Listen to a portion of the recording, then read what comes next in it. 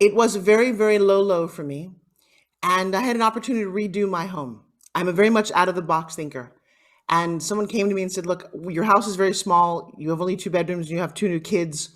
And so they said, we can knock your house down for $25,000 and build you something new. And I said, well, I don't have the 25, but I have an idea. And they said, what? I said, why don't we blow up my house? So what do you mean? Now, this is a very unconventional thing to do, but I will just share with you. I said, I live in Hollywood and let's blow up my home. And I went on the internet. I firmly believe when you're at your low, you do not say, I don't know, because you never know the answer to something, right? Blow up your house. Is this your house we're in front of? No, it's my house you're blowing up. Oh. This is my mini documentary, so my children who are 4-year-olds right now go, what did you do to my house, Mommy? So what's happening now? Setting up to blow up your...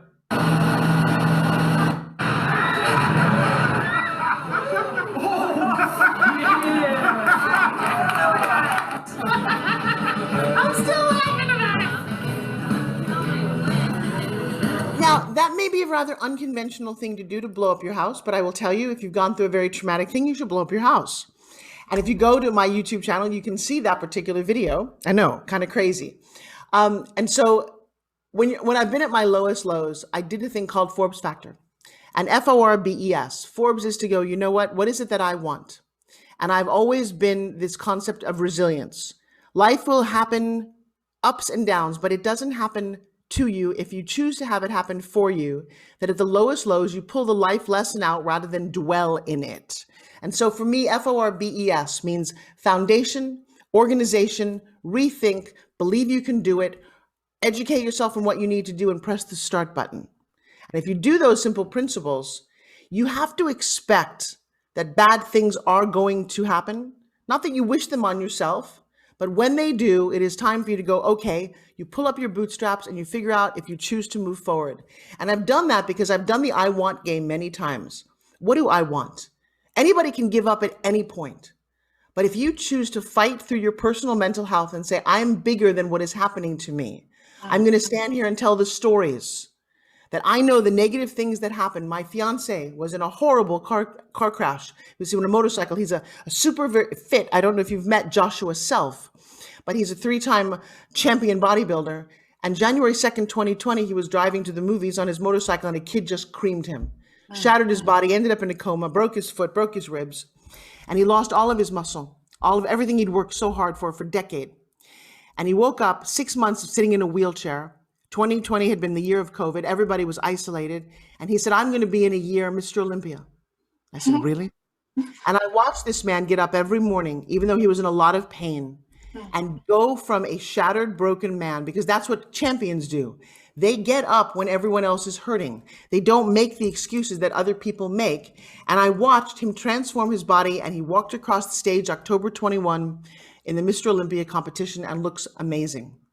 I sit at the, yes, and I will tell you, watching him go through his life that way has shared a lot to me that it isn't what happened to him either. In fact, I said to him, you know, I think people look at you differently now because you have come back from such a tragedy.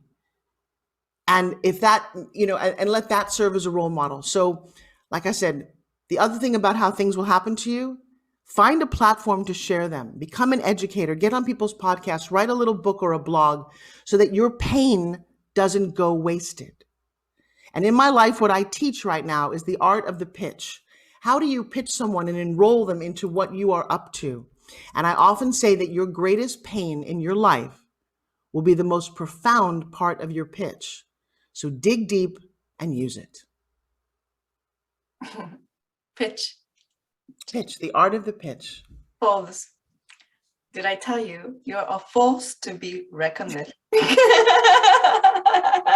I'm getting it. I'm starting to believe it with your eyes. Forbes, okay.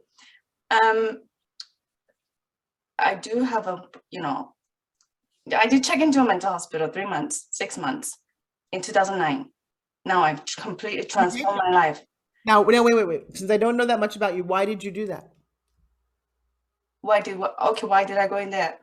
I was traveling. I was working at a financial district in Korea, and I quit because the job got too much.